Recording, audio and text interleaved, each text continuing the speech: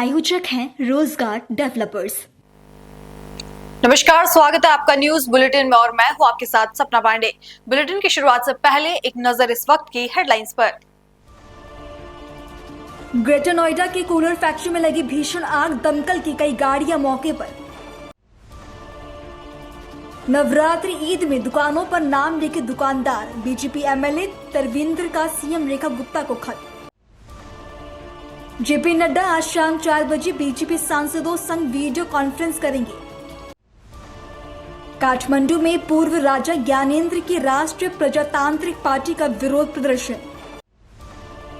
Pakistan PM Shahbaz ने मोहम्मद यूनुस से phone पर की बातचीत, ईद की दी बधाई। AIMIM प्रमुख असुद्दीन ओवैसी ने ईद के मौके पर कहा कि मैं ईद उल फितर के मौके पर सभी को मुबारकबाद देता हूं और हमें उम्मीद है कि हमारे देश में शांति होगी और सभी के साथ न्याय होगा। ईद उल फितर की मुबारकबाद पेश करता हूं और उम्मीद करते हैं कि हमारे मुल्क में अमन मजबूत होगा, इंसाफ सबसे किया जाएगा और हम दुआ करते हैं अल्लाह सुब्हानहू तआला से कि जिन खुशकिस्मत मुसलमानों को अल्लाह ने तौफीक दी कि वो रमज़ान के रोज़े रखे, उसमें नमाज अदा की, शब बेदारी की, तरावी की नमाज अदा की, ज़कात निकाला, अपना फितरा निकाला। अल्लाह हम तमाम के इस माह मुबारक में जो गुजरा है उसमें हमारी इबादतों को, हमारी ज़कात को और हमारी तरावी की नमाज़ों को और हमारी दुआओं को अल्लाह कबूल फरमाए और उम्मीद करते कि आने वाले साल के 11 महीने भी हम इसी तरह से अपने मस्जिदों को आबाद रखेंगे, हमारे दिल को आबाद रखेंगे, हमारे ज़बानों पर अल्लाह का कलाम रहेगा, अल्लाह का जिक्र रहेगा और हम अपने माशरे की बुराइयों का खात्मा भी करते जाएंगे और इस मुल्क को तरक्की की राह पर लेकर जाएंगे। यहाँ पर अमन रहेगा, यहाँ पर हम मजबूती से अपने हुकूक की लड़ाई लड़ते आए हैं और आइन के दायरे में रहकर हम अपने तमाम हुकूक को हासिल करेंगे। मैं आप तमाम को ईद उल फितर की मुबारकबाद देता हूँ। अगली खबर बिहार के पटना से है, जहां केंद्रीय मंत्री नित्यानंद राय ने एक बयान देते हुए कहा कि गृह मंत्री अमित शाह का कल का कार्यक्रम अभूतपूर्व रहा।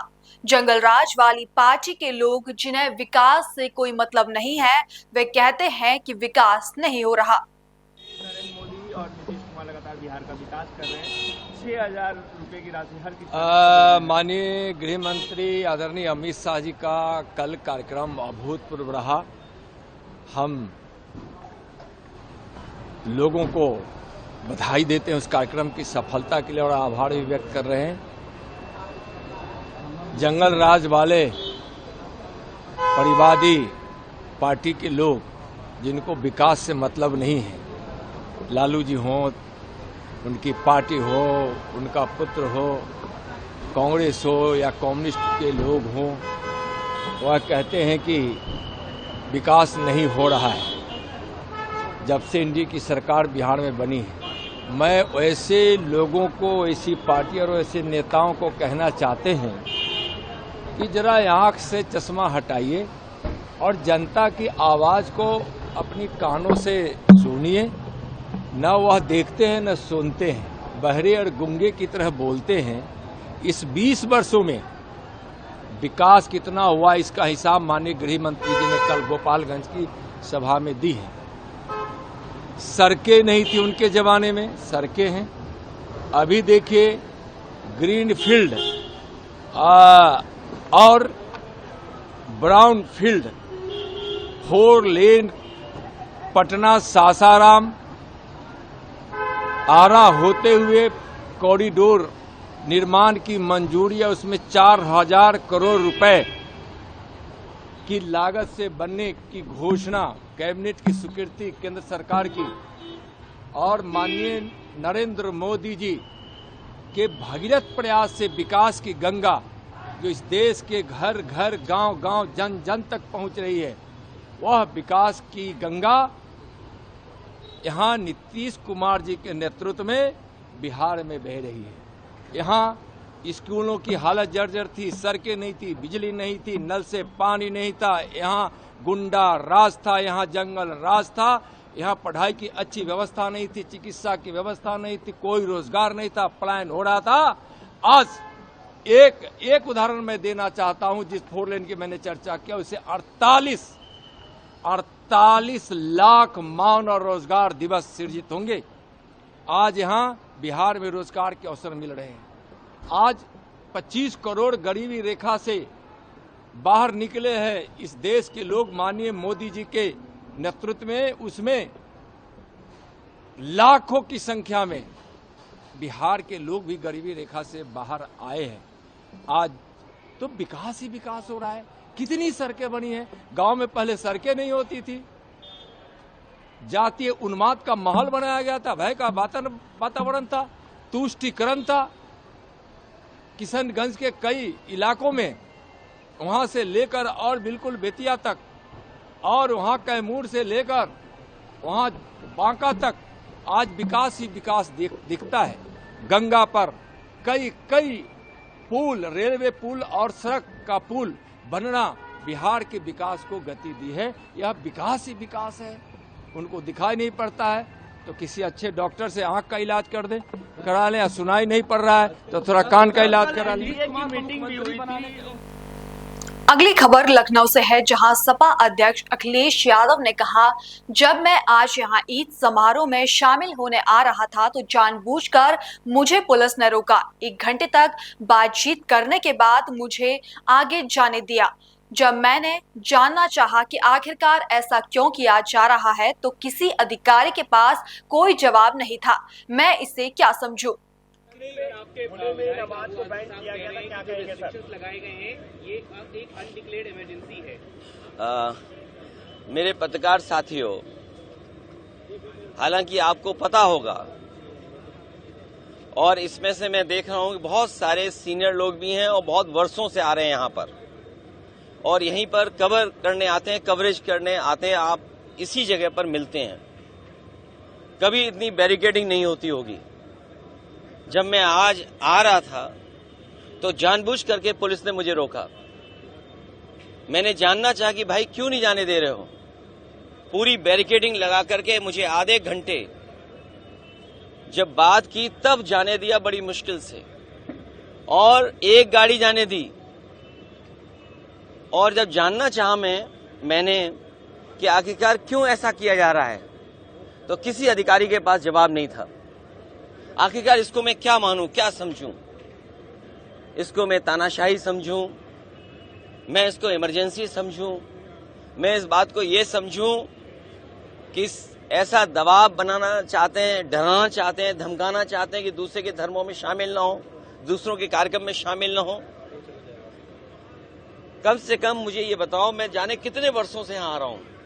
मुझे याद है नेताजी मुझे पहली बार लेकर के आए थे। उस दिन से आज तक लगातार आ रहा हूं, लेकिन ऐसी बैरिकेडिंग कभी नहीं देखी।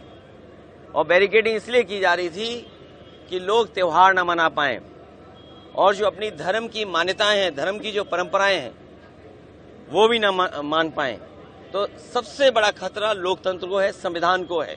ये सरकार बड़ी जिम्मेदारी के साथ, मैं कह सकता हूं, यहां मुझे नहीं कहना चाहिए, लेकिन फिर भी मैं कह रहा हूं कि ये देश भारतीय जनता पार्टी संविधान से नहीं चला रही है। केसीबीसी द्वारा केरल के सभी सांसदों के वक्फ संशोधन विधेयक का समर्थन करने के अनुरोध पर केंद्रीय अल्पसंख्यक मामलों के मंत्री किरेन रिजिजू ने कहा, यह एक बहुत ही महत्वपूर्ण बयान है। This is a very important statement, and the request letter sent by the Kerala Catholic Bishops' Council is extremely important for everybody. Many Muslim organizations, Christian organizations, Hindus, Jains, and also Sikh, they are all supporting Waqf Amendment Bill.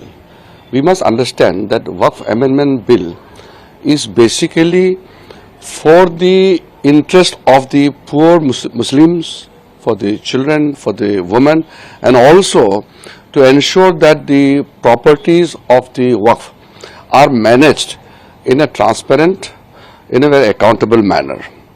We are very particular that we ensure for the welfare of the common people. देखिए, इसमें आप एक चीज समझना होगा ये वक्फ का विरोध करने वाला कौन लोग है? जो कुछ लोग ताकतवर हैं, वक्फ के प्रॉपर्टी को कब्जा करके रखा हुआ है, वो लोग मिसगाइड कर रहे हैं, लोगों को गुमराह कर रहे हैं। ये बिल्कुल ठीक नहीं है। अच्छा, मुझे बताइए कि कुछ लोग कहता है कि ये वक्फ अमेंडमेंट बिल अनकॉन्स्टिट्यूशनल है। अरे कम से कम थोड़ा सा सोच समझ के बोलता तो हमको भी अच्छा लगता। क्रिटिसिज्म करने का राइट है सबका, लेकिन क्रिटिसिज्म कोई तर्क पे तो होना चाहिए। आजादी से पहले से वक्फ का प्रोविजंस है, वक्फ के प्रोविजंस का कानून बनाया हुआ है। फिर 1913 में, 1923 में, 1931 में, फिर आजादी के बाद 1954 में वक्फ कानून बनाया और उसके बाद में 1995 में फिर से वक्फ कानून का संशोधन हुआ। फिर इस बीच में कई बार संशोधन हुआ। तो वो क्या कॉन्स्टिट्यूशनल था? आज उसका अमेंड कर रहा तो अनकॉन्स्टिट्यूशनल कैसे हो गया? अगर वक्फ कानून अनकॉन्स्टिट्यूशनल है, वो गैर संवैधानिक है, तो इतने दशकों तक ये कानून तो चल रहा था, तो उनके बनाए हुए कानून संवैधानिक है और हम कानून लेगा तो वो जो गैर संवैधानिक हो गया। ये क्या तर्क हो गया? इसलिए मैं बहुत विशेष करके जो पढ़े लिखे लोग हैं उनको मैं कहना चाहता हूं, आप जानबूझ करके लोगों को गुमराह ना करें। आपको भी मालूम है, सबको मालूम है, ये वक्फ कानून सबके भला के लिए है और उसमें कोई प्रावधान ऐसा है कि अगर कोई क्रिश्चियन का हो, कोई हिंदू का हो या जैन हो, सिख हो, ईसाई हो या मुसलमानों के लिए भी ये सब पे लागू है कि जो वक्फ बोर्ड के पास एक अनकंट्रोल्ड अथॉरिटी था कि कोई भी जमीन को वक्फ डिक्लेयर करता है, तो ये कैसे हो सकता है? अच्छा, कोई भी कानून या कोई भी समस्या होते हैं तो कोर्ट में अपील कर सकना चाहिए। ऐसे क्या है कि अगर कोई वक्फ बोर्ड निर्णय किया तो कानून के तौर पर वो कोई अपील कर ही नहीं सकते हैं, सिर्फ रिव्यू पिटीशन दे सकते हैं स्पेशल केस में, तो ऐसे तो नहीं कर सकते। इसलिए वक्फ कानून ये देश का भला के लिए है और वक्फ कानून पास होने के बाद खास करके मुसलमानों में जो गरीब तबके के लोग हैं, महिला हैं, बच्चों हैं, सबके लिए बहुत बड़ा लाभ होने वाला है और देश के लिए भी ये बहुत फायदा वाला कानून है और इसको सब लोग मिलकर के समर्थन करना चाहिए। सर, कर रहे हैं या लोग जिनकी प्रॉपर्टी सफर कर रही है उनके लिए इजी रहेगा? बिल्कुल, अजमेर शरीफ के इमाम हो, दरगाह में जो भी हेड है या मुस्लिम संगठन के जितने भी बाकी लोग भी मुझसे मिले हैं, सब लोग वक्फ अमेंडमेंट बिल का समर्थन कर रहे हैं, वो वेलकम कर रहे हैं इसका। ये तो कुछ लोग हैं, मैंने पहले लोकसभा में कहा ना कि मुसलमानों में बहुत चंद लोग हैं जो वक्फ प्रॉपर्टी को कब्जा करके रखा हुआ है, वही लोग विरोध कर रहे हैं।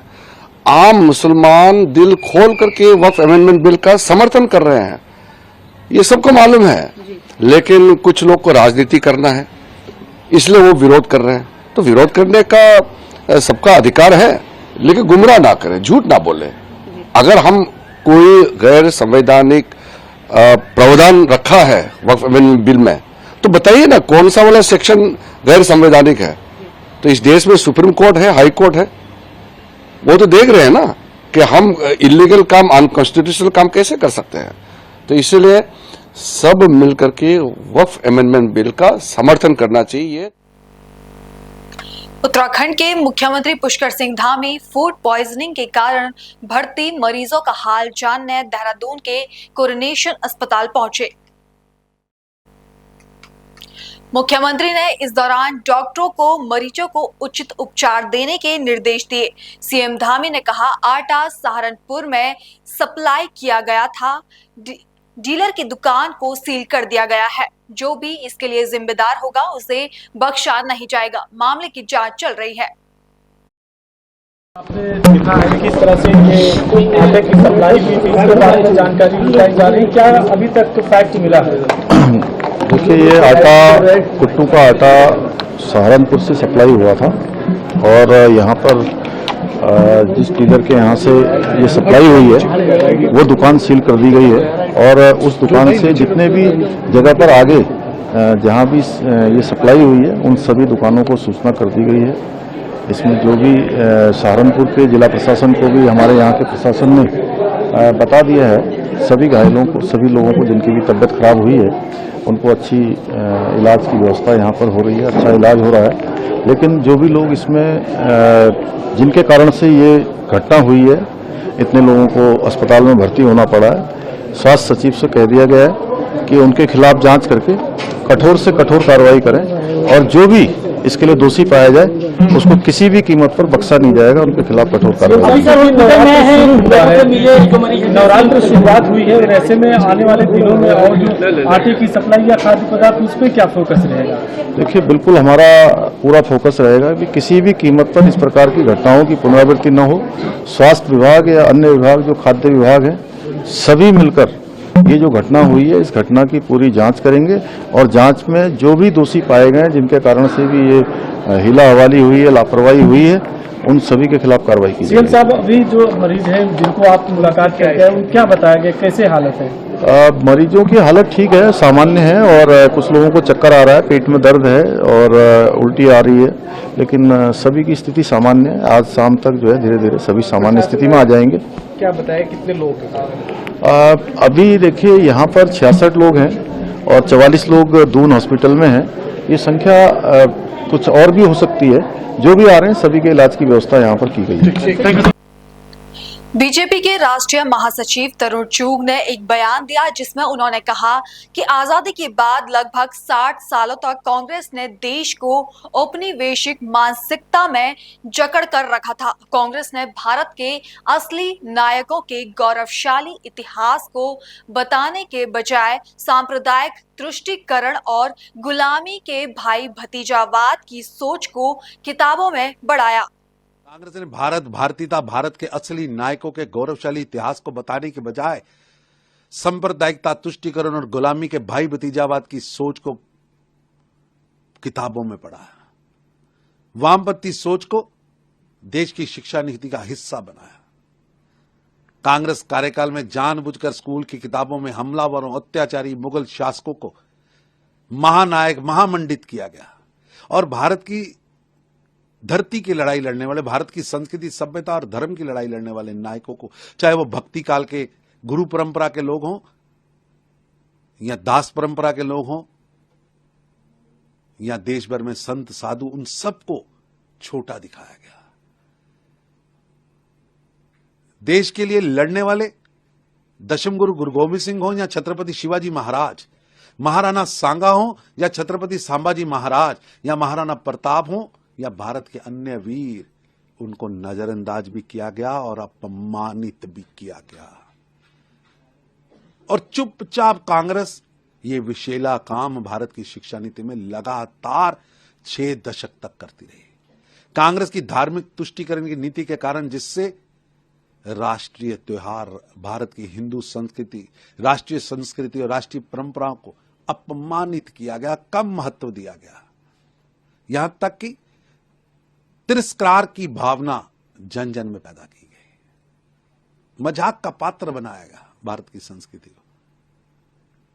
सोनिया गांधी जी राष्ट्रीय स्वयंसेवक पर टिप्पणी करने से पहले जरा अपना गिरेबान झांकिए।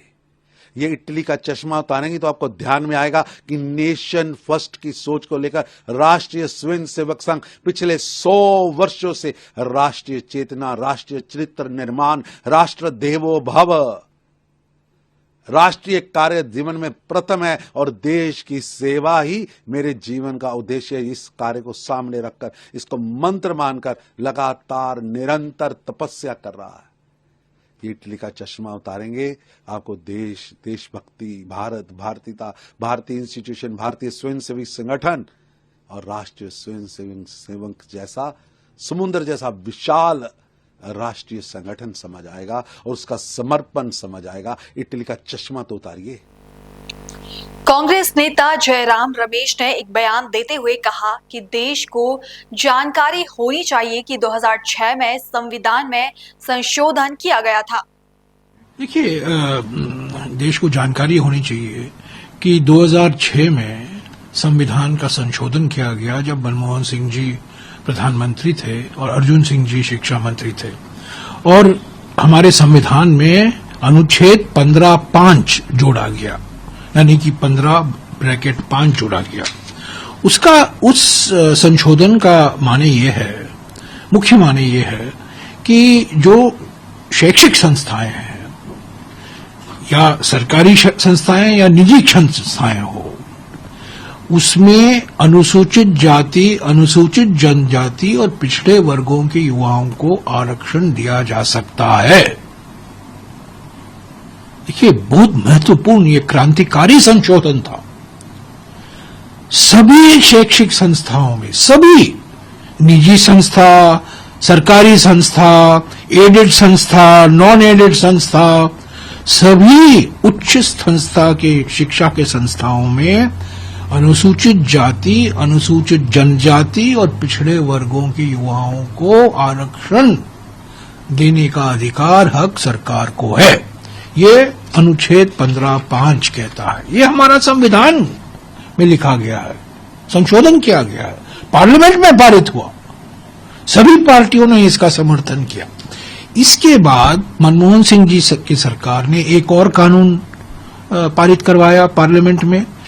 पहला चरण जो था, पहला फेज जो था, सरकारी संस्थाओं में 15% अनुसूचित जाति, 7.5% अनुसूचित जनजाति और 27% ओबीसी जाति के युवाओं को आरक्षण दिया गया।